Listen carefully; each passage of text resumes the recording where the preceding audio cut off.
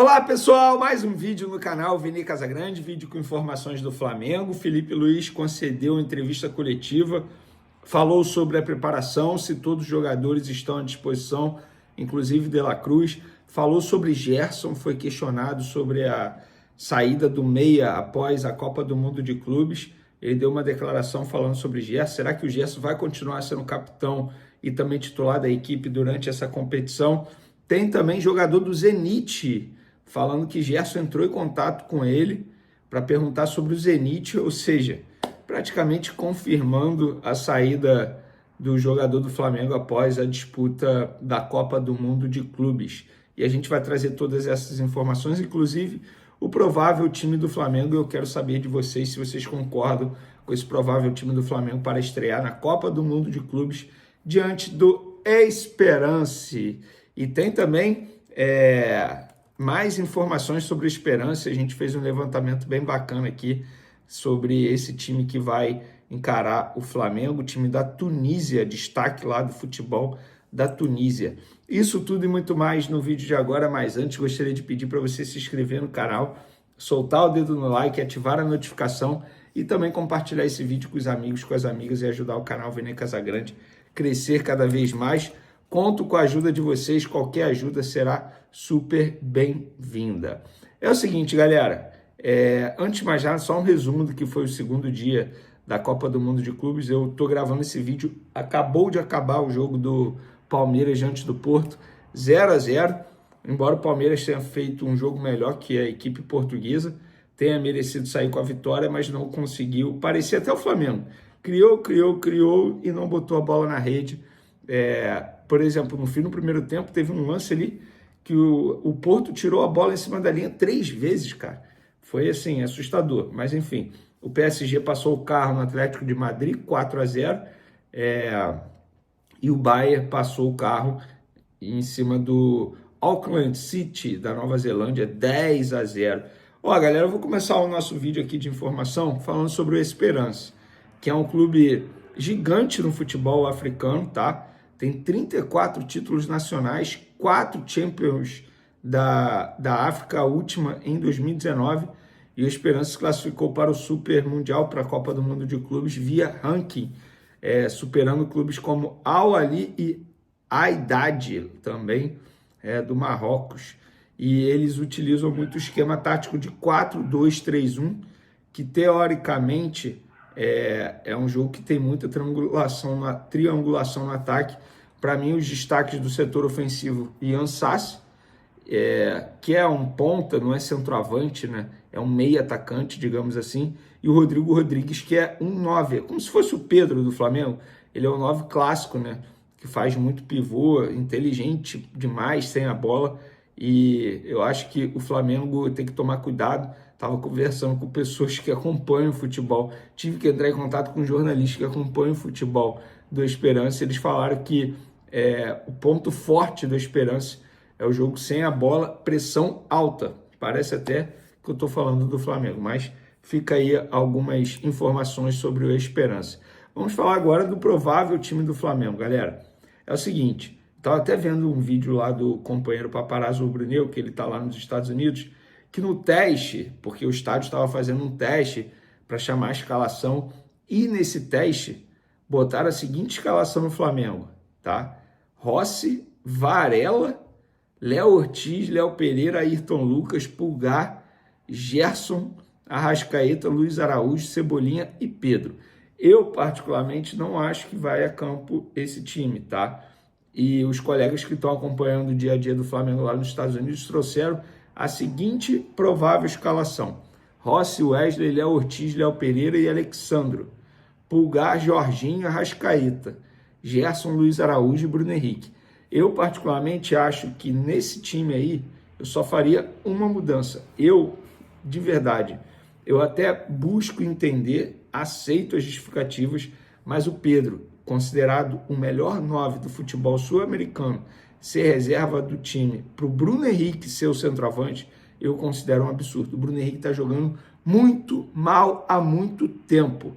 Eu iria aceitar se o Bruno Henrique estivesse fazendo bons jogos, estivesse fazendo gol, porque isso é importante de um centroavante, e ele está jogando como centroavante, mas não é o caso. Deixar o Pedro no banco de reserva para o Bruno Henrique, que vive a sua pior fase com a camisa do Flamengo desde 2019, eu acho um absurdo. Vou ser bem sincero. Inclusive, torcedores nas redes sociais também acham, tanto é que resgataram um vídeo do Felipe Luiz falando que quando, na época, o Pedro estava lesionado ainda, se recuperando da lesão, quando o Pedro voltasse, seria um dever dele fazer a equipe jogar para o Pedro. E ele não está cumprindo com o que ele falou na ocasião. Repito, nada contra as ideias do Felipe Luiz, mas você deixar o Pedro no banco para o Bruno Henrique, que vive um momento horrível, eu particularmente não concordo. Mas Felipe Luiz obviamente entende mais de futebol do que eu, entende muito mais do Flamengo, porque é ele que está vivendo o dia a dia. E ele obviamente quer o melhor para ele e também para o Flamengo.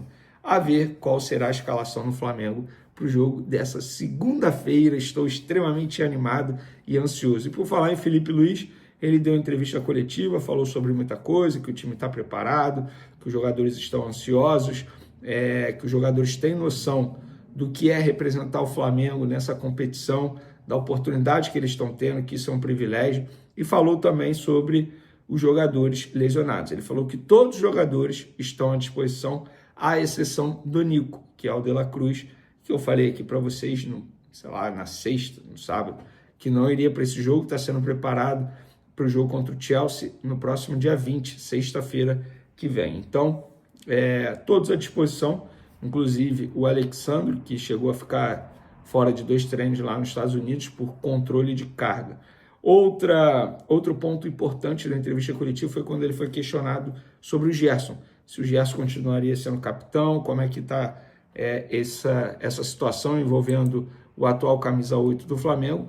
E ele falou o seguinte, tá? Gerson é jogador do Flamengo, até o momento nada diz o contrário. É líder dos companheiros, foi e é muito importante para nós. Só posso dizer isso, nada mudou, absolutamente nada mudou. Tudo que aconteceu é parte externa, ele continua sendo o mesmo jogador. Conversei com ele de forma privada, como disse o Boto, até que aconteça alguma coisa diferente do que aconteceu até agora, que foi absolutamente nada. Como clube, até agora, não aconteceu nenhum movimento que nos possa realizar algo de alguma maneira. Bom, obviamente, não aconteceu nada, porque a gente já falou que a multa rescisória será paga após a participação do Gerson na Copa do Mundo de Clubes, a pedido do próprio Gerson, inclusive para o Zenit. Mas, horas antes do Felipe Luiz falar isso, o Luiz Henrique está fazendo participação na Cazé TV durante a Copa do Mundo de Clubes. Luiz Henrique, aquele que jogou pelo Botafogo, campeão da Libertadores e que foi para o Zenit, ele, durante essa participação lá na Cazé TV, ele foi questionado sobre o Gerson, sobre a situação do Gerson, e ele revelou, cara, entre aspas, entregou o Gerson, disse que o Gerson entrou em contato com ele para perguntar sobre o Zenit, abre aspas para Luiz Henrique. Ele chegou a me perguntar como é o clube lá. Eu falei para ele que tem uma estrutura excelente. Ele me mandou mensagem, perguntei como é o clube, eu passei tudo para ele, que me agradeceu. Luiz Henrique, não sei se de maneira inocente ou não, mas na boa, Luiz Henrique entregou o Gerson aqui, porque se o Gerson... Gente, na boa, isso aí é batom na cueca, né? Pelo amor de Deus. O Gerson entrar em contato com o Luiz Henrique para perguntar como é o time, por que será, gente? Ele já aceitou a proposta, já disse sim ao Zenit, é tudo que a gente já contou aqui. Só que o Zenit só vai pagar a multa rescisória após a Copa do Mundo de Clubes e, repito, a pedido do próprio Gerson. E outra, não vou ficar aqui massacrando o jogador, não vou ficar aqui, o absurdo ele entrar em campo, beleza, ele é jogador do Flamengo ainda. Eu acho que, pensando no lado, digamos assim, empresarial, eu acho que a única parte que poderia chegar para ele falar não entra em campo seria o próprio Zenit. Porque se ele se machucar, a negociação não vai acontecer. Mas vendo ele vai se machucar, ele nunca se machuca. Gente, a partir do momento que ele entra em campo, ele tem o risco de se machucar. E não é se machucar, lesão muscular, é dobrar o joelho, ter uma entorse no joelho. Enfim, pode acontecer muita coisa. O Flamengo não vai chegar para ele e falar, não entra em campo.